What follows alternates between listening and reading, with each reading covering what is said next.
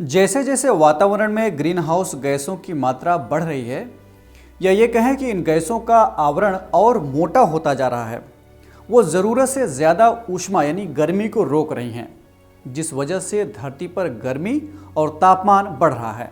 औद्योगिक क्रांति के बाद से इंसान बहुत अधिक मात्रा में जीवाश्म ईंधन और अन्य स्रोतों से इन ग्रीन हाउस गैसों का उत्सर्जन कर रहा है।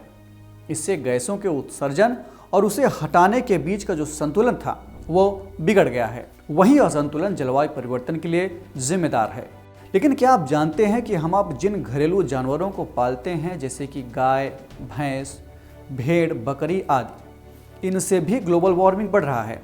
और ये समस्या इतनी बड़ी हो गई है कि बिल गेट्स और जेफ बेजोस जैसे लोग इसे सुलझाने में जुट गए हैं। इस पूरे मामले को हम विस्तार से समझेंगे, लेकिन इसके पहले आपको ये बता देते हैं कि इस वीडियो में हम क्या क्या डिस्कस करने वाले हैं। सवाल आपकी स्क्रीन पर हैं।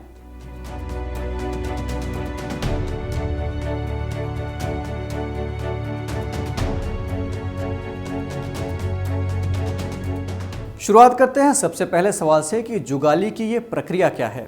दरअसल होता क्या है कि जुगाली करने वाले जो जानवर होते हैं उनके पेट में 6 सेक्शन यानी कक्ष होते हैं, यानी 6 भाग होते हैं। पहला ग्रासनाल, दूसरा रूमेन, तीसरा रेटिकुलम, चौथा ओमेसम, पांचवा एबोमेसम और छठा आंत। अब ये जानवर चारा खा करके पहले अपने पेट के पहले कक्ष में, जिसका नाम है रूमेन, उसमें चारे को इकट्ठा कर लेते हैं। फिर बाद में उसे थोड़ा थोड़ा बाहर ला करके मुंह से चबाते हुए उसकी जुगाली करके वापस अपने पेट में भेजते हैं। पेट के पहले कक्ष से मुंह में वापस लाए गए खाने को पागुर कहते हैं। तो इस जुगाली का क्या फ़ायदा नुकसान है? जानवरों द्वारा खाने को दोबारा चबाने से ये और महीन हो जाता है, छोटे छोटे टुकड़ों में टूट जाता है, जिससे उसे हजम करने में, डाइजेस्ट करने में आसानी होती है और ये और ज़्यादा न्यूट्रिशियस हो जाता है लार के साथ मिल करके। ये तो हुई फ़ायदे की बात, लेकिन इससे एक नुकसान भी है। दरअसल जुगाली की इस प्रक्रिया में इन जानवरों के पेट से मीथेन गैस निकलती है, जो कि एक ग्रीन हाउस गैस होता है। अभी लगभग 150 प्रजातियां ऐसी हैं जो जुगाली करती हैं। तो ये जो मीथेन निकलता है ये ज़्यादा हानिकारक कैसे है? और भी ग्रीन हाउस गैसेज हैं जैसे कि कार्बन डाइऑक्साइड, तो ये ज़्यादा हानिकारक कैसे है मेथेन? देखिए, कारों या इसके जैसे अन्य स्रोतों से कार्बन डाइऑक्साइड का उत्सर्जन होता है, जबकि जुगाली करने वाले जानवरों से मीथेन का। और कार्बन डाइऑक्साइड के मुकाबले मीथेन हमारे वायुमंडल के लिए कई गुना ज़्यादा हानिकारक है। ये ग्रीन हाउस गैसों को अधिक मात्रा में बांध कर रखती है और ये ग्लोबल वार्मिंग का एक बड़ा कारण है। एक नज़र आंकड़ों पर भी डाल लेते हैं कि संयुक्त राष्ट्र के पर्यावरण प्रोग्राम की एक रिपोर्ट के मुताबिक धरती का तापमान बढ़ने में 30% तक मीथेन गैस ही जिम्मेदार है। पिछले 20 सालों में कार्बन डाइऑक्साइड के मुकाबले 80 गुना अधिक मीथेन जिम्मेदार रही है। वैज्ञानिकों का कहना है कि भले ही मीथेन के मुकाबले कार्बन डाइऑक्साइड वायुमंडल में लंबे समय तक, हजारों सालों तक बनी रहती है, लेकिन मीथेन इसके मुकाबले 25% अधिक गर्माहट खींचती है, यानी ग्लोबल वार्मिंग ज़्यादा बढ़ाती है। इस समस्या को लेकर आगे किस तरह की संभावना है? देखिए, भारत जैसे देश जहाँ पर इतनी ज़्यादा जनसंख्या है, वहाँ पर डेयरी उत्पादों की मांग भी ज़्यादा ही रहेगी। भविष्य में भी ये जनसंख्या और ज़्यादा बढ़ सकती है। इसका नतीजा ये होगा कि यहाँ पर पशुधन की संख्या भविष्य में और भी ज़्यादा होने वाली है, क्योंकि डेयरी प्रोडक्ट की डिमांड ज़्यादा है।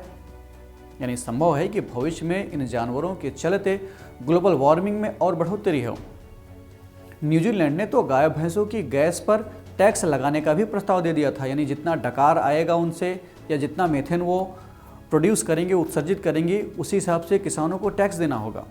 किसानों ने इसका जमकर विरोध किया था। खैर, कार्बन डाइऑक्साइड समेत अन्य ग्रीन हाउस गैसों के उत्सर्जन को रोकने की कोशिश हम कर ही रहे हैं, लेकिन जहां कार्बन डाइऑक्साइड हजारों सालों तक पर्यावरण में, वातावरण में बनी रहती है, तो वहीं मीथेन 12 वर्षों में ही टूट जाती है। इसका मतलब ये हुआ कि अगर हम मीथेन उत्सर्जन को रोकने की कोशिश करें तो इसका फ़ायदा हमें कार्बन डाइऑक्साइड की अपेक्षा जल्दी दिखेगा। तो सवाल उठता है कि इसका उपाय क्या है, इसका इलाज क्या है?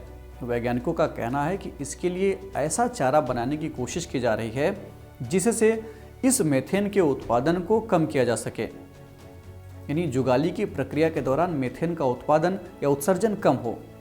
इसके अलावा जो मीथेन उत्सर्जित हो भी रही है उसका कहीं प्रोडक्टिव इस्तेमाल किया जाए, उसको रिस्टोर करके रखा जाए, ताकि वो वातावरण में डायरेक्टली रिलीज ना हो। इसी क्रम में माइक्रोसॉफ्ट के को फाउंडर बिल गेट्स ने ऑस्ट्रेलिया के क्लाइमेट टेक्नोलॉजी स्टार्टअप र्यूमिन 8 में निवेश किया है। इसके अलावा दिग्गज कारोबारी जेफ बेजोस और चीनी उद्योगपति जैक मा भी इस स्टार्टअप को फाइनेंशियली सपोर्ट कर रहे हैं और निवेश बढ़ा रहे हैं इसमें।